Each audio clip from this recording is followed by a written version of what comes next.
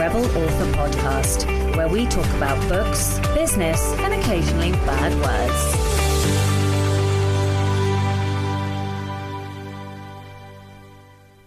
Hello, Rebels, and welcome to episode 177 of the Rebel Author Podcast. It's a special week this week. You will have already had the bonus episode, Lessons Learned, which hopefully will go live on or around launch day.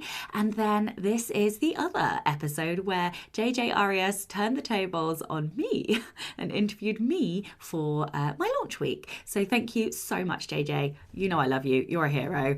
So yes, I hope you guys enjoy my much squealing, to be honest, in this episode. But first to last week's question, which was, what trait or skill do you value in yourself? We had a ton of comments, so thank you so much to everybody who did comment. Natasha Back says, perseverance. I have faced much adversity in the past 6 months and it continues. However, I won't let it deter me from following my dreams and making the best life for me. I love that. I love perseverance as a trait. And as you can hear, Duchess is trying to join in this podcast. Okay, so sorry for the meowing in the background. Kate Holdsworth says, my number 5 discipline, everybody drink, is my most valued trait. It syncs with my number 4 achiever and forces me back into the manuscript. I'm always grateful for that once I get there, even though it doesn't sound like it at the time. HB Line says, I particularly value my ability to see an issue from multiple points of view and empathise with people whose experiences are different from my own. It's a handy ability in life and writing. Karen says, I am answering the question, engaging. The trait I value in myself is empathy. Someone said to me this week that I make people feel comfortable to be themselves, and I felt so touched by that. Also vampire novels, my catnip too. Yeah, I know, I've already told you that. So thank you to Rand_O_Commando, Ian Worrell, Eden Collier, and Yanni Jade, who also answered the question. This week's question is, tell me about a moment in your life you'll never forget. And so the most obvious ones are, of course, the moment your children are born, or the day that you get married. So let's not do that. Let's do, anything other than baby birth or marriage, because I suspect otherwise those will be the ones that come up most commonly. So yeah, tell me about, and it can be anything, literally anything, like a memory that seems insignificant, but actually you've never forgotten it. It could be a moment of kindness. It could be a random adventure. It could be something you're proud of. I don't mind. But tell me about a moment in your life you'll never forget. The book recommendation of the week this week is Profit First, Transform Your Business from a Cash-Eating Monster to a Money-Making Machine by Michalowicz, I think is how you say his name. Anyway, the link will be in the show notes for that. This is obviously non-fiction. I've thoroughly enjoyed it. I have already started to change the way I am working with money, and I actually, for once in my life, think I will probably reread this book because there's quite a lot of actions that you need to take. And I started reading it in audio, and I read it in audio and then brought the Kindle and then was like, actually, you know what, I think I probably need the physical book so that I can mark it up and sort of tab where actions are. It's a very action-oriented book, and I really liked the ethos behind Profit First and how it changes your mindset in your business. So yeah, I am actually going to go back and reread it and implement more of the actions. I've already started implementing some of them. So yeah, I really highly recommend this for all authors. So as I record this, it is Thursday the 9th of February and it is the day before the launch. I am so ridiculously excited. I'm in such a weird place. I've spent most of this week feeling a bit numb to it all. The pre-order numbers have gone way over and above what anything I expected, which is fantastic. But then I have moments of sheer panic when I'm like, oh, well, everybody's pre-ordered it. And what if it doesn't do well in KU? Because how do I get traffic to KU? And yes, I know ads and, but all of these stupid things are going through my brain and just I'm torturing myself because it's the long, slow wait before tomorrow. And the thing is, fucking hilarious thing is, how many books have I launched now? I literally can't even tell you. And I know that tomorrow is going to be anticlimactic because it is every single launch. But nonetheless, I am excited in a way and dead on the inside in another. Oh, what am I like? So, yeah, I don't know. Let me first of all say thank you so much to everybody who has supported me on this.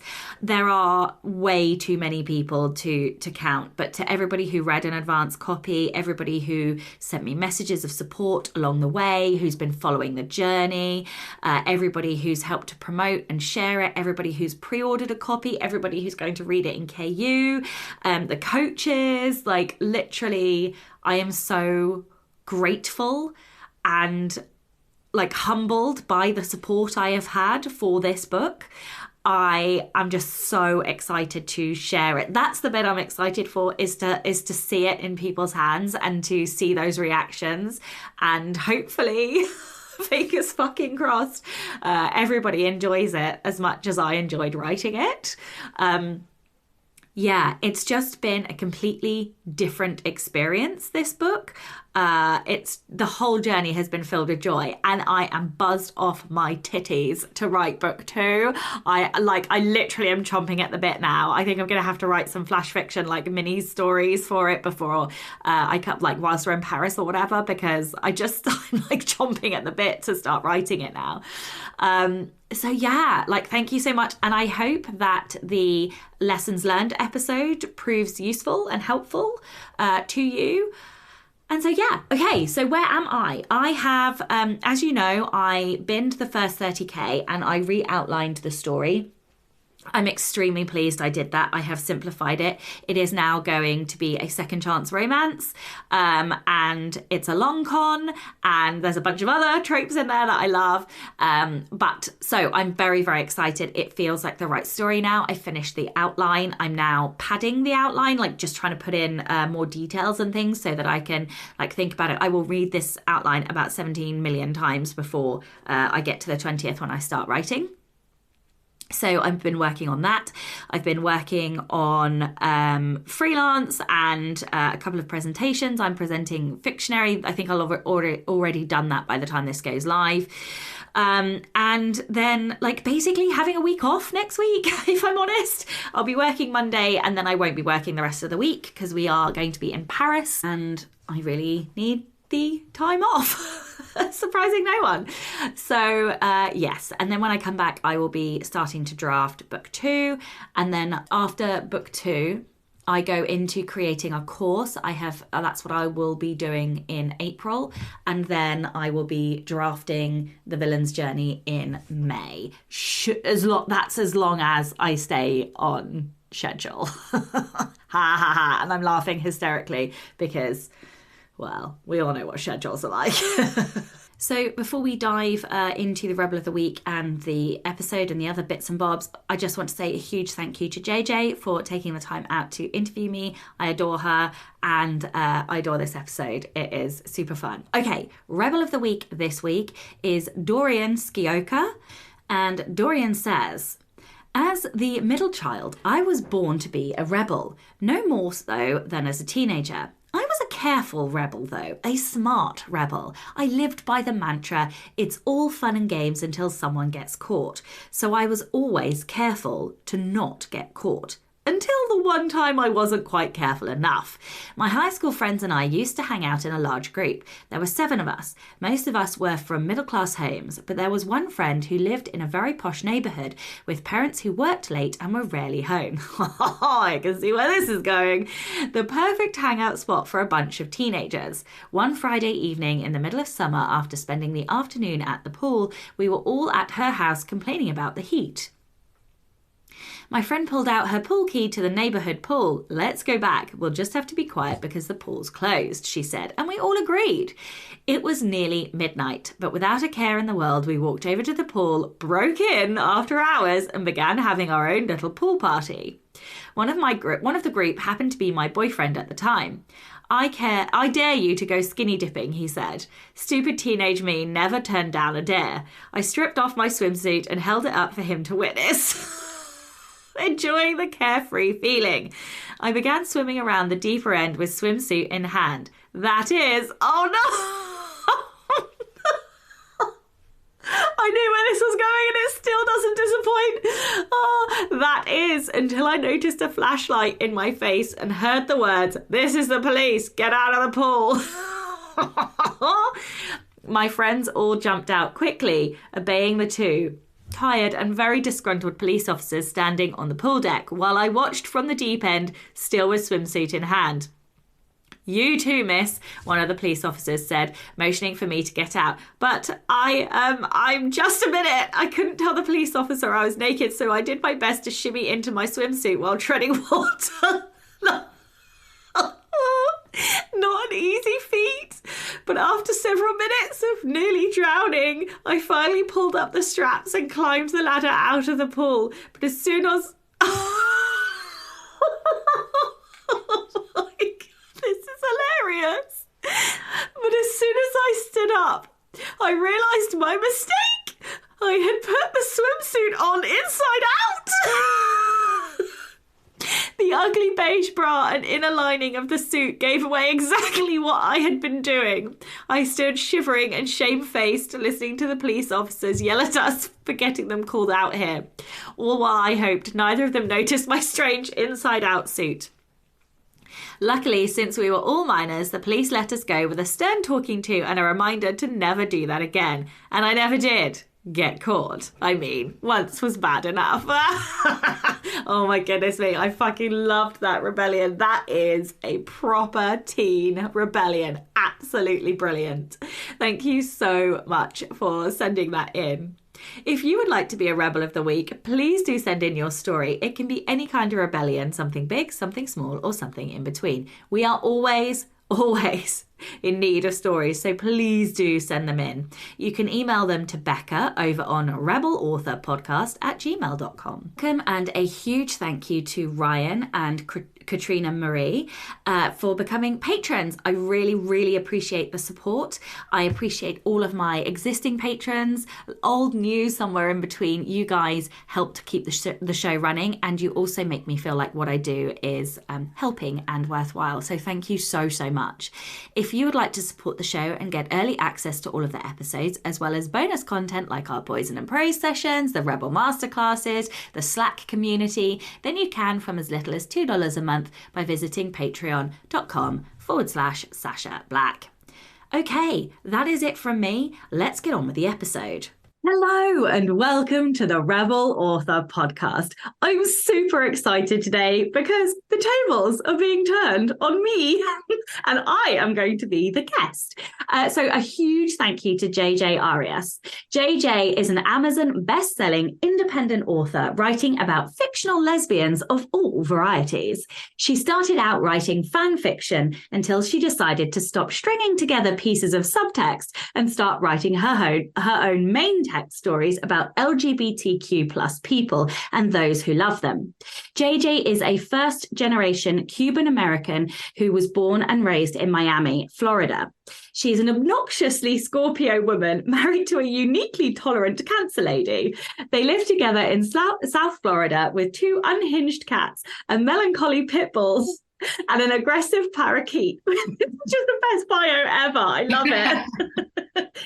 What's it like keeping a parakeet? She is very unfriendly and does not enjoy us putting our hand in the cage even to like change and clean it. So my wife is the only one who can do it because I call her human Xanax. So she's very calming. So the bird sees me coming and it immediately panics. No. So she's able to go in and take care of it. And basically just keep her alive and as happy as we can. We keep her in a window. She likes that very much. She gets very irate when we have to move her away from the window or something. So she doesn't want to be touched, looked at, interacted with in any way. Yeah, so it's really fun.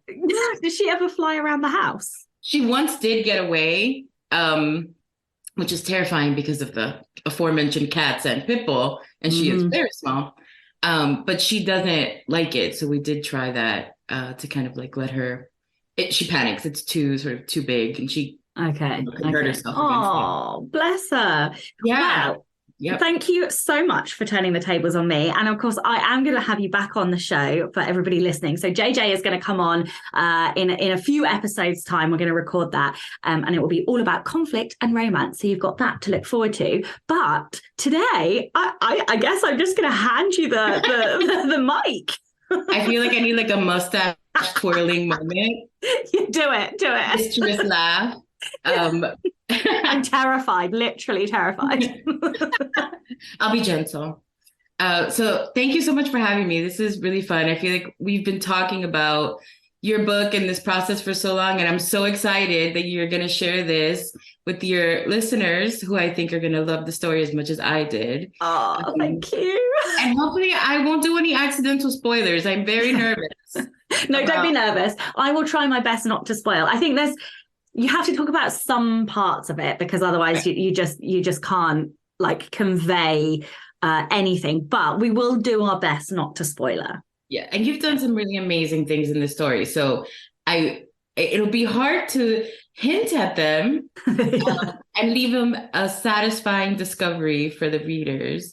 But will you read the blurb to kind of give us an idea of your gorgeous creation? I will. Okay, so this is for A Game of Hearts and Heists, which is the first in the Girl Game series. And the blurb goes like this.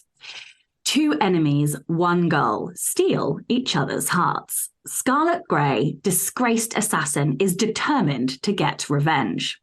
Quinn Adams, medic turned poisoner for hire, is her deadliest rival.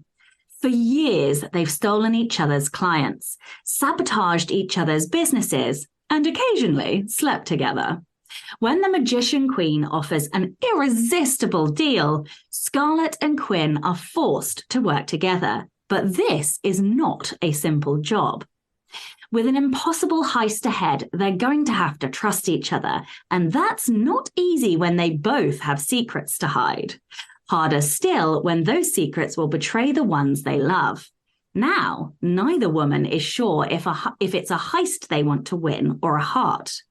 2 women, 2 deadly professions, and a romance that could be their downfall. Ah, so good. Standing ovation. That's a really good blurb, by the way. I don't think I had reread it after having read the story, and it's really good. Like, it really captures the tone. Really, you know what you're doing. Like, you're. I mean, I've been here a while. No, so complete truth on that. I drafted a blurb, but I find it very difficult to draft without a tagline. And I knew that I wanted the tagline to refer to the enemies. And so I'd sort of butchered a few. And then I used GP3 or whatever it's called. Yeah. Oh my God. And after I'd heard it on Joanna Penn's podcast, I was like, okay, I'm gonna give this a go. So I stuck my scraps of a blurb in there, and I asked it first of all for taglines.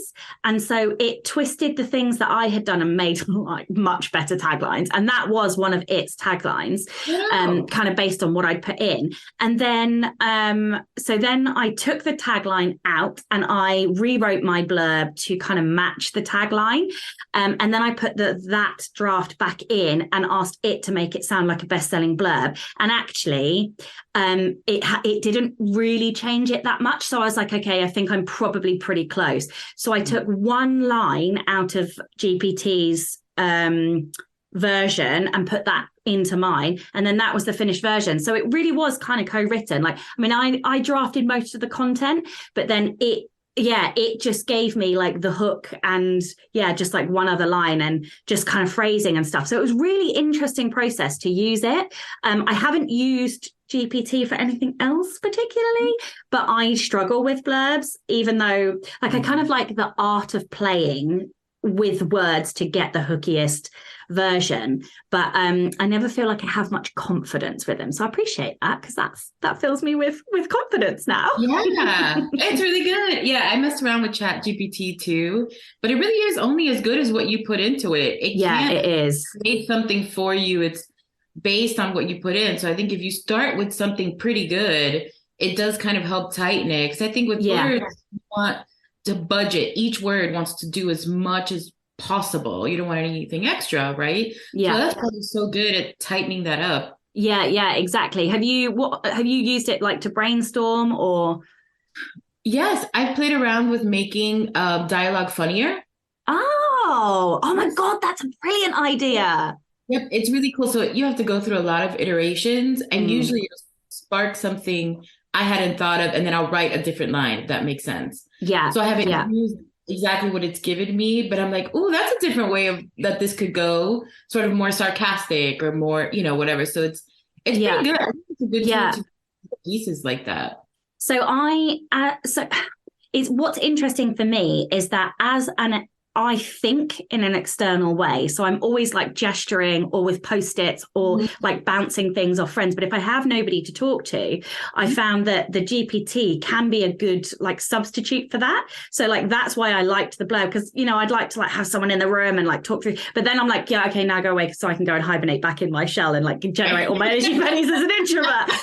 But like I need somebody to bounce off of, and that's what I love it for, because I don't necessarily take anything that it gives me as like standard, but it does spark ideas. It's almost like a input output kind of feedback loop, in the same way that Pinterest is visually. Yeah, I found it the same way. So don't be scared of it. People were having meltdowns about it. Yeah. And I was one of them until Joanna Penn talked me off.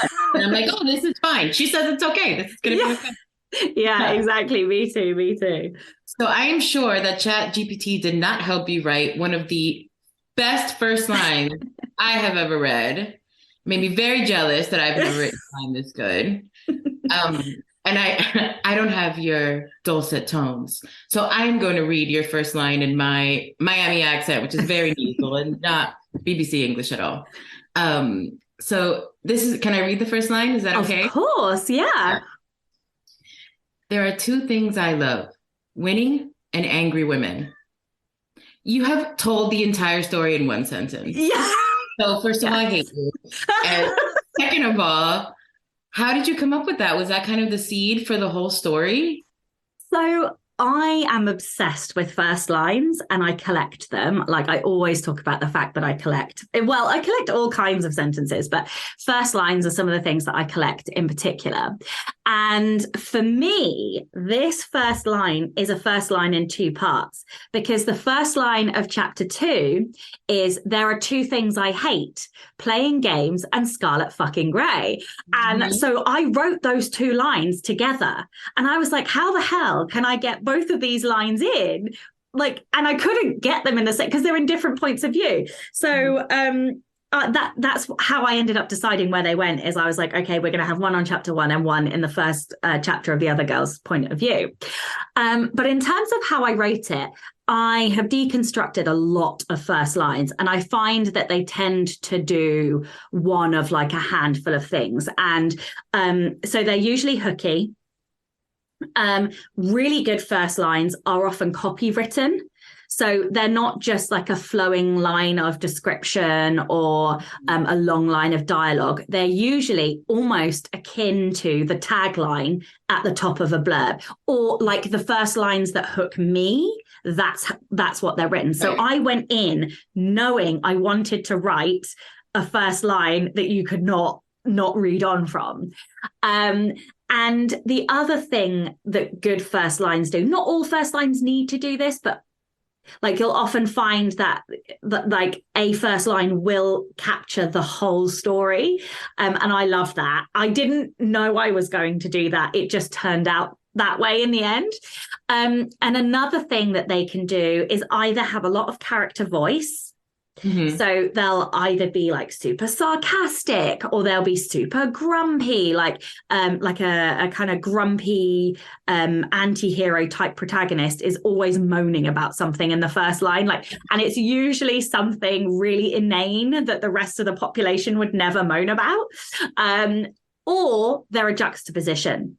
And I swear to God, I want to write a whole craft book about the power of juxtapositions, because the more I deconstruct, the more I find them everywhere. And like a novel is a juxtaposition. Like the beginning is the opposite to the end always. So like there's so much like that you can go into with it. And so, yeah, what I did was I created the juxtaposition, but across those two sentences. So Scarlett's is about everything she loves and Quinn's is about everything she hates. And so that's where those two lines came from. And yeah, I love the lines. I can't cope with it. It was so good. It was so good. And I didn't even catch that, but subconsciously I did. Right. Yeah, and that's the point. That is the point, is to catch it subconsciously. Yeah. Yeah. And sorry. No, because it is a bookend. It is a mirror. And it's something that they are such mirrors, these two characters. So I think it's like it's subtle though. Like, because I didn't pick up on it. And it works so well. Thank you. I do pull those two lines through the book. So I think they're both referenced once more because Quinn changed. I don't think this is a spoiler because it's a romance. So we all know it's going to have a happy ever after. But Quinn changes. Yeah, I know. Especially for the lesbians, for God's sake, stop killing off the gays. Oh my God, right? Thank you. Seriously. I could have a whole rant about a very popular TV show, but I'm not going to, that recently more than one. Yeah.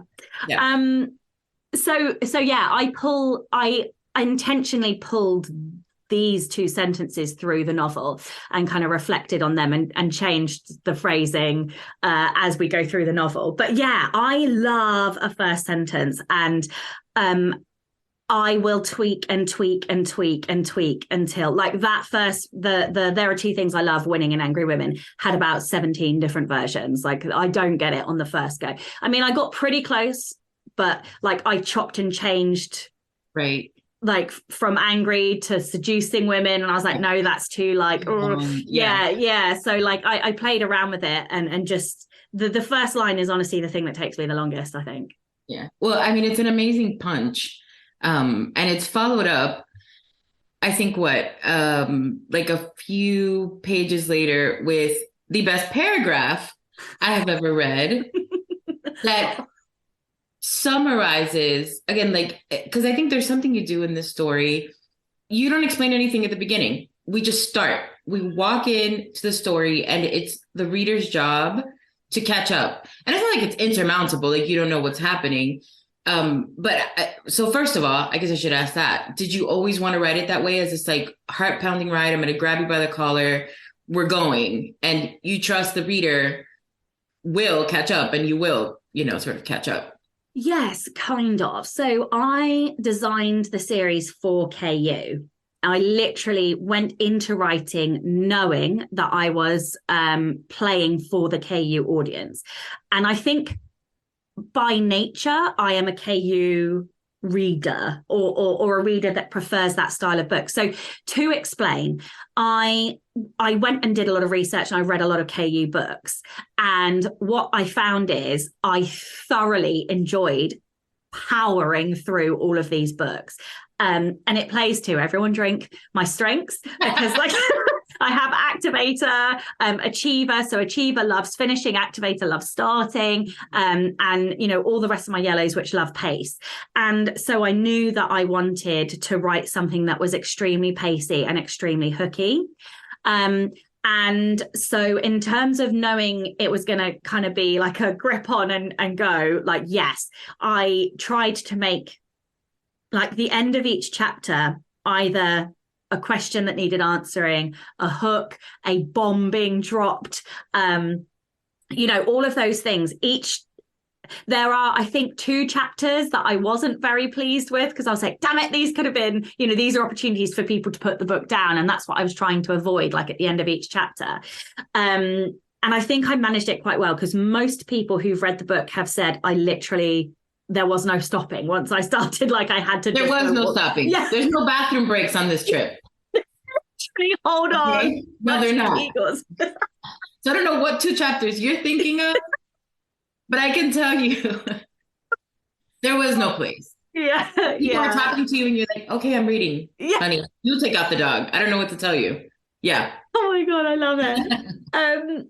So the other things that I did was I kept the prose cleaner than I did in the first series. So like in the first series I wrote, there was a lot of like experimentation, let's say. I've got a lot of sweeping descriptions, and I was playing with like sentence structure and things like that.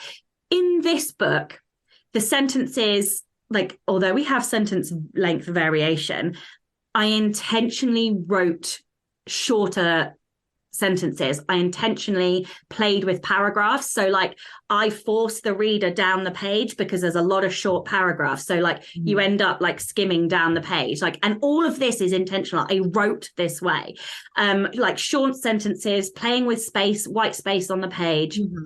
The other thing I did was use a lot of banter. When you have banter in books, like that is so fast to read because the quips are fast between the characters.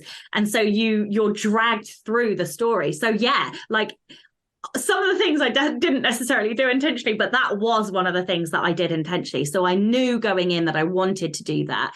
And the other thing is, I think that by wanting to write something super fun, you're having fun, and therefore like you're typing faster and faster and faster and so like it makes the story and the action faster just by the fact that you're having fun. And in terms of the answering your question about the world building, I knew that I had done too much world building in my first series, and that's like one of the story started kind of world building, or both. Yeah. So I spent months and months and months building the world. And I had about 17 million mood boards and pages of notes. And all that resulted in was, no matter how much I stripped out of that series, there was still too much world in there. Yeah. So I intentionally started writing before I had everything. So I had to world build on the fly. And that really helped me because it forced me to not put too much in. And I had to go back and put some explanations in because I had but only what you needed. Yeah, exactly. So that was, I mean, I had world building stuff before I started, but not everything that I needed. And I read C.L. Polk's Even Though I Knew the End, which is this novella. It's a noir novella, sapphic novella, noir, set in Chicago in some time in a few decades ago. So they do the same in that they expect you to catch up, and there's very little explanation. I can't remember if I had read that before or after I started writing. I feel like it was after, but there had been a few books that I'd read recently leading up to starting where they just don't explain anything, and you are expected to catch up as a reader. And I think you can only do that in a slightly lower fantasy story. Like if you're in a huge sweeping epic fantasy, you better make sure there are enough details that the reader can keep up. So yeah, that's sort of where I learned to do that. I mean, it honestly works. And I think you can, maybe as writers, sometimes we don't trust our readers. And we think like, oh, if I don't set this whole scene for you before I start, you're going to be lost and you're not going to understand. And I think most people fill in the blanks correctly, right? I mean, we've consumed a lot of story. So it's like, we can do it. Trust us, we can do it. Absolutely. And as long as you're not giving too many bits of world in a short space of time, you're actually okay, because often there's enough subtext in the rest of the sentences around it for the reader to get enough of an explanation until the actual explanation comes down the line. And so Yeah, exactly. It is about trusting the reader. And you know, that is how we learn to read as well. Like often if a child doesn't know what a word means, they can pick up the meaning in and around like with the other words in the sentence. Yeah, context clues. Yeah, exactly. Well, I mean, like I said, I think it works. And in a paragraph, like you told the story in one sentence, then you gave me the world in a paragraph. And I think it was, and I think I told you this already, it was very like V.E. Schwab, A Darker Shade of Magic, N.K. Jemisin, The City We Became, where you don't just have a setting, right? It's like a living, breathing place with feelings and emotions and I'll get a little bit more. I have another question that's kind of more specific about the tattoos, which was genius. But can I read the paragraph? That is, yeah, of course. Yeah, okay. yeah. And again, I apologize for my voice. Okay, so this is the paragraph that I honestly think just hooks you, and you're like, I need to understand this world. New Imperium is far wilder, far darker than it was before the tearing. That in of itself, right? I hate you. But it goes on. Because now we get into the character. I was only just old enough to go out to the clubs when the world tore, but we were a more civilized people then. Now the city seems to thrive on power and sex and all of our darkest desires. I prefer it that way. So in that paragraph, my friend, you have given me tone, character, setting, world building, backstory, history. I have 45 questions after having read that. I do. Yeah, I never. How long did it take you to write that? Did you pour over it? Did it take a month? What? Well, I know it didn't because you wrote this in 12 minutes. But how did you craft that? Did you bang that out kind of piece by piece, or just that's how it flowed? Yeah, don't hate me on that one. That one just came out. I think the reason it came out like that is because what had lived with me for a really long time was the world. So I know lots of people start with character, but 9 times out of 10, I start with world because it's like so much of you can change the mood and the atmosphere and create problems and obstacles for the characters based on the world. And because I'm visual, I have to see where they are in order to be able to put the characters in. I have to know the characters, but I have to see where they are. And so no, that one came very easily. But again, it's because it's a juxtaposition, because what the way the world was before is the opposite of what it is now. And also, like, I just wanted to have like the grittiest, sexiest, naughtiest place. Like, mission accomplished. Yeah, exactly. And it was all about fun, right? So I was like, why the fuck can't we have this naughty kind of like gritty city where all the buildings and mansions are alive and they all have like these personalities and powers? And like part of me actually wants to have a spin-off series where I do like I get to do more with that world building.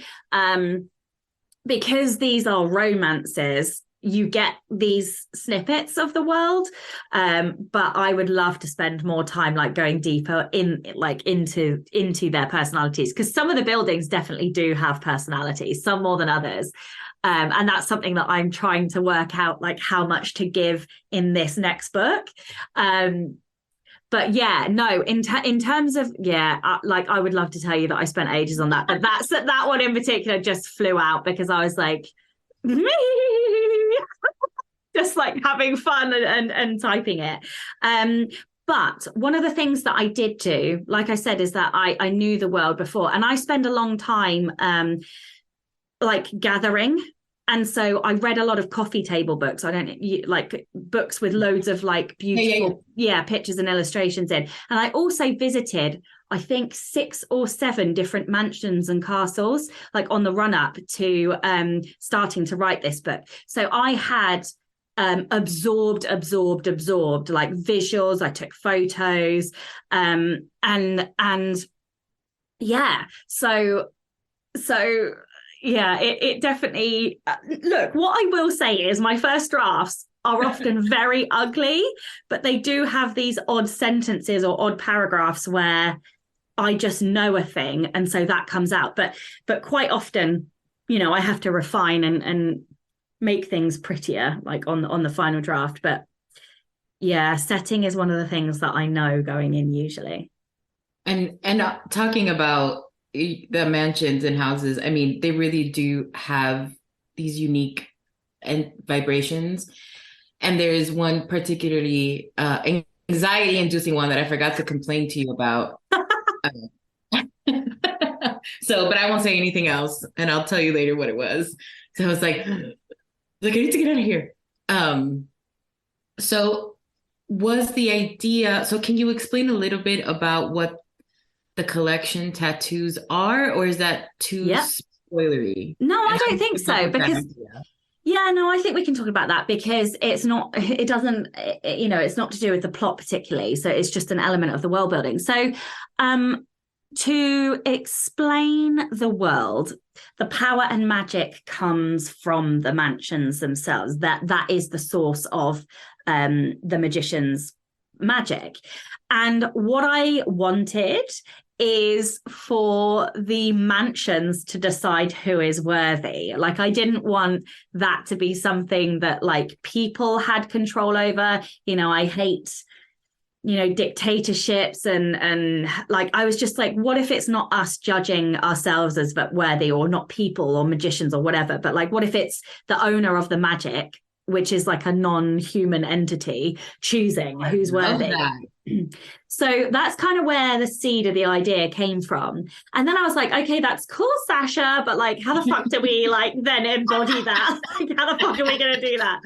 And one of the things that I love are tattoos, but tattoos have such bad stigma around them. Like, even in this day and age, I still find like tattoos have really bad stigma, and they get vilified. And so I wanted to turn that on its head and have something that society often vilifies as something, as a symbol of like power and ability and something of value. And so maybe like that's my little rebellion moment in the book. Like, I wanted to tell because I have family members that don't want me to get tattoos, whereas I would have like a leg sleeve, an arm sleeve, like, right. Yeah, like totally. But also, like, I faint every time a needle comes out. So, and it's not because I'm afraid. It's just because I have really low blood pressure. I've only got one tattoo, and I definitely fainted, and every piercing. Oh, no. Yeah, it's a nightmare. Because I love tattoos and piercings, but I just fucking faint the whole time. Anyway, so I wanted, the mansions to decide who's worthy. So the mansions choose who to, like, and I say in air quotes, collect. And if the magician proves worthy in terms of their knowledge and their skill set and their ability after studying in the mansion and studying the mansion's power source, then the mansion will collect them. And what happens is they go through this like ritual where a collection tattooist will create a tattoo on their body that's some kind of symbol connected to the house. And the mansion, instead of you having ink tattooed into your skin, the mansion pours power into the tattoo gun and tattoos power into you. And so like, that's the little way that they are connected with the mansion. So yeah, it's super cool, and it comes off really, it's really fascinating in the book. And I could see you, if you were interested in a spin-off, writing almost even like a gothic about one of these houses.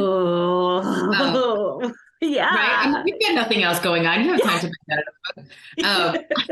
Because I think it would be so interesting to just delve into that, So I've never seen anything like that. I thought we so often think about the world being a setting and not being a character. So right, exactly. It's fully a main character. Yes, definitely. Especially when like some of the mansions are complete, like, charming little sluts who like to slap characters on the ass and stuff with the door and like things like that.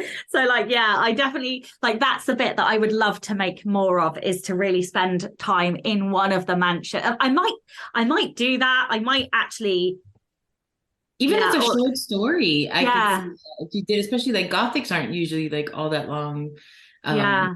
Did something, I don't know. I think you definitely have a lot to work with if you want to go in different directions. Yeah, that's a great idea.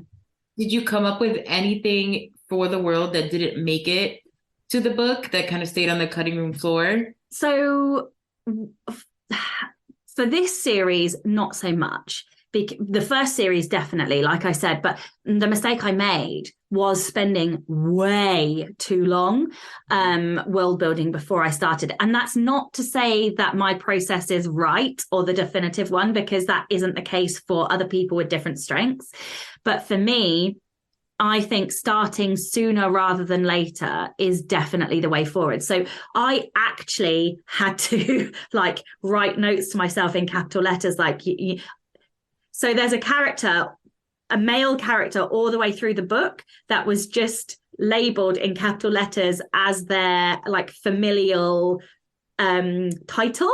That's all I'm gonna say. And so the whole way through, like, that's how they were referred to, and I had to like do a control find and like find and replace when I decided their name. But yeah, like, I think because I'm high learner and because I'm high input, I could world build for days, weeks, months, years before starting. So forcing myself to start meant actually I had to make decisions on the fly, and that had consequences when I was editing. So I have revised my process so that when I go into the next one, I have to, I'm only allowed, I can do that, but I have to make the decisions by the end of the day. Otherwise I'd take too long in editing. But saying that, because like I'm an outliner, but I chronically under outline, I definitely, because you like a challenge. Yeah, I definitely find that I have a lot of excess words at the end, even though I underwrite. It's the weirdest thing, but what usually happens is there are 2 or 3 chapters that just get removed in their entirety. So I've got about 10K that didn't go into this book that just got whipped out. And the other way that happens is in flash fiction. So maybe you'll come to this. Maybe I'll talk about this a little bit more in the next question. But the flash fiction is really important for me. Well, now I want to know what you mean by that. We can't leave me hanging. See, this is what the book was like. Like, here's a little bit, and you're like, "I'm sorry, what?" And then, okay. So I mentioned that the seed for the mansions came first in terms of like where I started with this world. So the mansions came first, and the magic coming from them, and then Scarlet appeared. So, but she appeared in flash fiction. And there's a scene, and I don't think this is a spoiler, but there's a scene where she comes face to face with a blade that she's never seen before.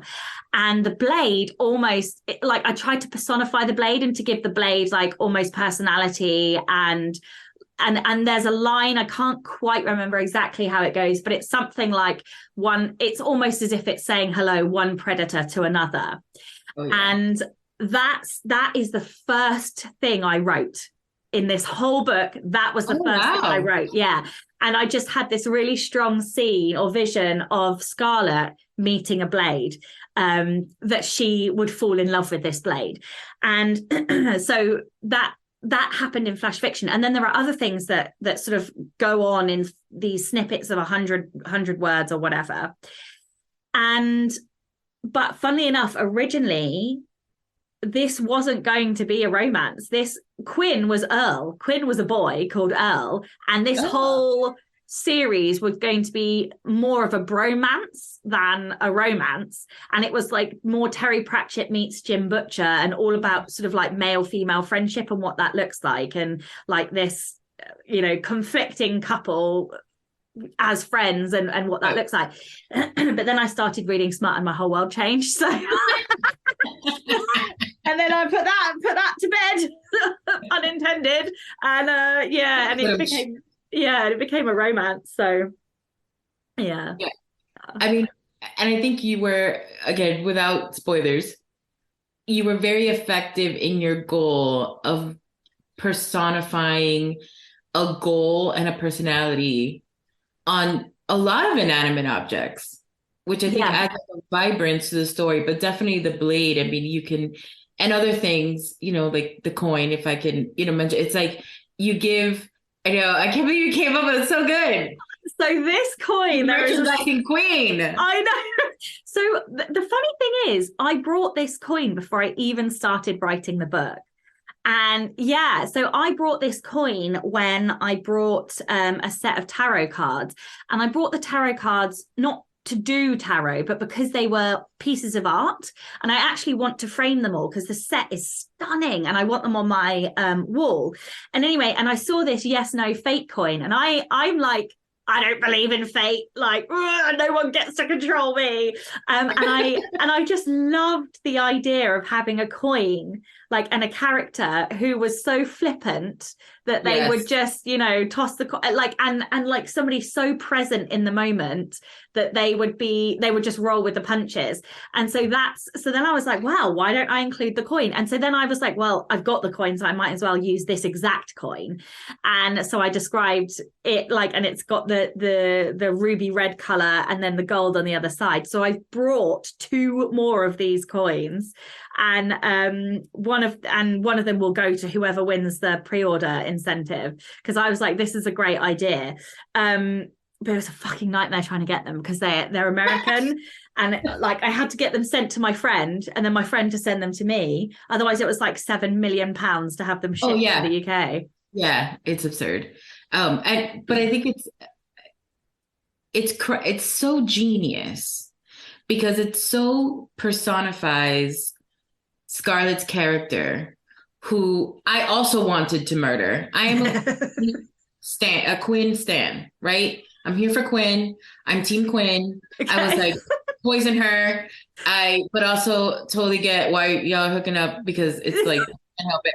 But Scarlett is such a flippant character, right? She's kind of like glib and, like, everything's kind of whatever. And it's like to make sometimes life and death choices by flipping a coin. I know, right? It's me agita, Sasha. I'm a control freak. What are you doing to me? I know. And I am as well. Like I would never do that, but which is exactly why I was like, I need her but this is a funny thing, isn't it? Because everyone's always like, oh, did you put yourself in the characters? And I'm like, well, no, because I would never do that. Like, can you fucking imagine me letting a coin decide? Are you crazy? I know, exactly. If I can turn the coin to the way I want it to land. Exactly. Then, yes. But saying that, flipping a coin like that, it's a game, right? And the whole point of this book is that it's a game. And so I was like, how can I twist and put all of these like spins on what competition is or what a game is or what enemies and lovers are? And so like I loved that. And then so when I started writing it, I was like, oh, I'm gonna like have loads of puns in there about flicking the coin and like all of these, like, and then like in the end I just couldn't do it because there are certain points that you have to use the coin and then certain points that you're not going to use it in there. But that's why I wanted to give it a name and like make it almost like it. I always refer to it as the sentient little bastard because it always does what Scarlett doesn't want, and that's kind of the point, right? Is to torture your characters. Right. It's what she doesn't want to do, but what she absolutely has to do and knows she has to do. Doesn't want to do. So I think it's a very it adds, I think, obviously his level of play, which is really vibrant throughout the story. I think I told you, it's like, I can tell that you had so much fun writing this and that you wrote this at a breakneck pace because I read that at a breakneck pace. So it's like, and it adds to it, right? Because it's kind of this unpredictable, well, I mean, realistically, it could go either way, right? Like, what is she going to do? And then what she wants to do. So it gives you this interplay between her and these inanimate objects, just like Quinn's journal, right? It's these important centerpieces that represent the character and are so different, but they're really more manifestations of like the character's personality. So you're character building without the reader seeing any character building. You're not telling me that she's flippant and that she doesn't give a shit. You're telling me within the first chapter that she's going to make a choice depending how the coin lands. And then she does it, right? She doesn't flip again. She's like, all right, well, here we are. And it's like, you said everything. You know, I can't with you. No, I love it. And funny enough, you've just given me an idea for book 2. So thank you for that. So we need to talk about using secrets as a source of conflict. Yeah. And I don't know how to frame the question carefully because I really don't. I think that's one of those things, like once you know to expect something, it ruins how satisfying something is. Yeah. So maybe I'll ask you in general terms and not specific to this story, how you came up with using a secret and its revelation to kind of create tension, hold tension, and create a turning point in the story and use conflict. Because I really don't want to spoil it or even overamp it. Yeah. Because, you know, you want to come to something fresh. I think that's why it's good, right? That's why usually I don't like books that are hyped, because then I'm like, oh, well, I already made expectations in my mind and this wasn't it. It doesn't mean it's bad. It just wasn't it. Yeah. Yes, exactly. Yeah, I also don't like hyped books for that reason. Okay, so I think it comes from 2 places. One is that I knew I wanted the book to be enemies to lovers, and I'd read a lot of enemies to lovers stories. And there are 2 ways to do enemies to lovers. The first one is that they meet and become enemies from chapter 1 onwards, and then later they become lovers. And then the other way to play enemies to lovers is that they have met prior to chapter 1 starting, and they already have a history when they start the book. And that I don't think is a spoiler, because there's a prequel, which is all about that, how they originally met and their meet cute. And I much prefer when they have a history. And I think when characters in general know each other and have a history, or when you know their history, it's a lot easier to have secrets and things that have gone on, because you have a longer time span. So that's the first thing, is to like have a longer time span so that you can plant things across that time span. And then the other thing that I really like in books that I read is like causality. So when character histories are connected, so like with the enemies to lovers, when they are connected, you are then able to have something in the past that is causal to the end of the book. And like, my connectedness, everybody drink, is, I don't know, like maybe 15 or 16, something like that. So it's not super high, but some of my favorite books are when the subplots are all all interwoven. And that's something that I do try really hard to do. And you never know who's going to be connected, because I'm never going to tell you like going into the story. But like some people are connected. I don't think that's a spoiler. Like that's the case in all of my books, in the first series as well. And the other reason that I like secrets is because it's a twist. You don't know how that secret's going to play out, and you can play with who knows what information. And there are secrets revealed all the way up to the epilogue, like in this book. But yeah, what I like is that you get to reveal snippets to the reader, and you can also like allude to them early on, and that then is a hook that drags the reader through because they want to know the answer. And the other thing that I really like about secrets is when an author will reveal them at the worst possible moment. And what I mean by that is like when you're looking for maximum impact, right? Like, or maximum damage, like for the highest stakes. Yeah, exactly. Yeah. And I've read some books that do, like, I think romance in general does that really well, because there is like a structure that you can follow. Yeah, and then there's other things like character, like you can wind the reader up or the characters up even by like try-fail cycles. So a hero always has a try-fail cycle. And that should be the case across everything, like across getting over their wound, getting over an obstacle, and also like trying and failing to tell a secret. Like those try-fail cycles should go across everything that they do. And that is like, oh, you amp the reader up, then you drop them, oh, you amp them, and then you never know like when anything is coming. I mean, I think especially when you've put so much thought into the fail of revealing the secret, because I think it's like you don't use any cheap gimmick, right? So it's like it's very easy. Your first thought is, well, someone comes in and interrupts them and they're talking. Most cases in life, you can just be like, I'm sorry, I'm having an important conversation. I will be right with you, right?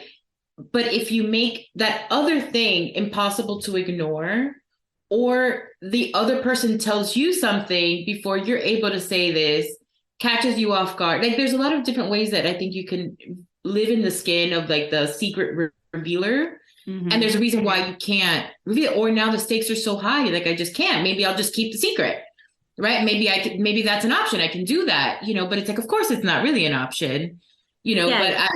But I think it's giving that a lot of thought, I think makes it that much more delicious, right? Because it's like, you can understand why the secret hasn't come out yet. Absolutely.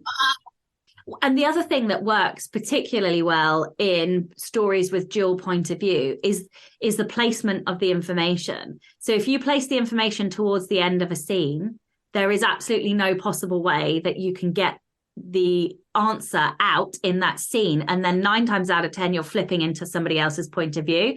And so that prolongs when you're going to get the information. So like that's good pain. Yeah. Exactly. So that's why you can't put it down, right? Exactly. But it's like, and I think it's what draws you in, and it makes you feel these visceral feelings, and it places you in the story. Yeah. Yeah. So you gave me a new obsession with using secrets as almost like plot twists and mysteries, right? Where you definitely these cool reveals, and it's like expectations subverted and all this stuff. So yeah, super fun. The other thing I like about the fact that I'm a chronic underplotter, even though I'm a plotter, is that it enables me to come up with twists. So there's a particular twist, and I'll tell you which one afterwards. I didn't know that was going to happen until I wrote it in that scene, and and then I had to go back and seed it because I hadn't obviously seeded it, but it just gave me enough of I knew there was something there. And so but it enables me to then go, oh, here you go. And if I don't know, how's the reader going to know? So then I go back and I actually think this would be a great book to reread, because I have tried to very subtly put in clues to 2 of the reveals later down the line. And I asked because my wife read it and she was like, I got that one and I didn't get that one. And so I was like, ha ha, because she's really good at picking up on secrets and things. So yeah, ha, I felt smart. Pat yourself on the back because you got me. So how much do you know about book 2? Do you have it plotted out totally, or? Book 2, isn't that right? Okay, so I've written 30,000 words of book 2, and I literally decided this week to bin them because one of the things that I really love about book 1 is that it is not overcomplicated. That's one of the things that I learned from the first series, is that I overcomplicated it, and it's still I don't reread books, but I've reread Keepers I don't know how many times, because it was the first one and I love the story and I love that that is a rich world, and I love going back to that. It feels like home, but it was too complicated for easy access for readers. Mm-hmm. And so one of the things that I love about this book is that it is so accessible in terms of, yes, it's fantasy, but it's easy access fantasy, and it's obviously primarily romance. So it's definitely romance, and then the fantasy comes as part and parcel of it. And I did two things. It was a heist and it was enemies to lovers. Book 2, I picked like 3 things and I was trying to do 3 things and I was like, this is not working. Yeah. And so I wrote 30K and ground to a massive halt. I redid the outline, trying to fix it and still do all of these things. And then like I was speaking to my strengths coach and I was just like, this is not working. And I was like, we spent over an hour trying to pull apart. And then in the end, I was like, I'm cutting this trope. Let's go back to the beginning and like rework it now. And so the outline is here on my wall and I'm about halfway through the outline. So this week, the outline will be finished and then I will write it starting on the 20th. So I've put it up for pre-order. This is the first time I've ever put a pre-order up without having written the book. I know I'm shitting my pants, but what I can tell you is that it's a second chance romance. And there is like an investigation in it. And well, I say investigation. Okay, a better term is a long con. So it's a long con and second chance. First one was enemies to lovers and heist. This one is second chance and long con. And that's the way I'm going to play all of the books in this series, I think, is like the main romance trope and then one kind of other. Okay. Yeah. So I now know everything about book 2. I just haven't written it yet. All right. Hey, that's good. Yeah. Can I ask you, it follows the same 2 leads or do you want to keep that to yourself? I won't reveal on the podcast, okay. But if you read the book, I would be gobsmacked if you couldn't work out who the next 2 leads are. I set it up very obviously in book 1 for who the next leads are. And if you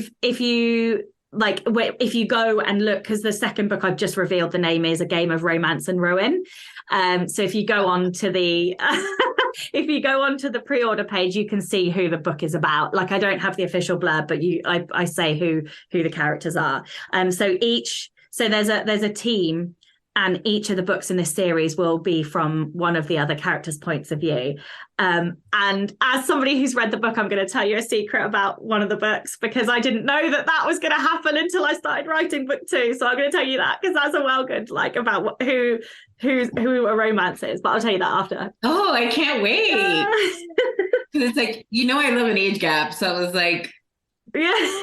Oh yeah. Well, so.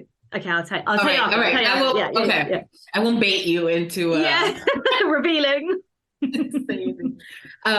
So what about the world building for book 2? Were you able to just use everything and expound upon it, or did you pull any new threads that you hadn't thought about before? Yes, one major new thread. So I am seeding in this book other series. So I know my next series is a vampire series. I know this for sure. And so Sanguis City is based in the same world and it's going to have a couple of references in this book, but that's about it. Like, so I will just seed Easter eggs. So when I do like the vampire series, I will seed this. But what I want is for the magic and the world to be a universe so that I can seed and have crossover. Oh, I can't say that either. Because what I will say is there are going to be crossover characters. That's it. That's all I'm saying. Okay. I can't say anything else. Yeah. Okay. So we're making cameos. Yes. From series to series. And people love it. I mean, I love that. When you recognize you somebody, I know you. Yeah. Exactly. There's nothing better than when like your favorite characters from one place then pop up in other, like, but you can't, I didn't do that. Like with my first series, I didn't think further than the end of the series. And so I couldn't set anything up. Whereas in this, I know even if I don't always do like LGBT romance, I'm going to write romance for a while. And so, I knew I wanted to seed like other cities, and I know the next city is definitely a vampire city. So yeah, I sort of seeded that in. Are you going to have them running at the same time, sort of existing at the same time, or time is progressing through the story? So if we get to another series, it'll be in year 3 of our series, or is it going to be all happening kind of contemporaneously? I don't know. And the reason I don't know is because one of I don't know. I don't know is the answer to that, because the crossover character will determine that, I think, but my brain isn't there yet because it's later in the series. So yeah, it's probably going to, I think time will run on for the most part. There's this is so hard because I sound like such a knob. There's a romance that I'm setting up in book 2, which is a different book that might run concurrently. But other than that, I think it will probably run in chronological order. Yeah. I can't wait. I'm going to read all of it. And so, I mean, we already talked a little bit about how writing the second book compares with the first. I find it harder to work in world building I've already done.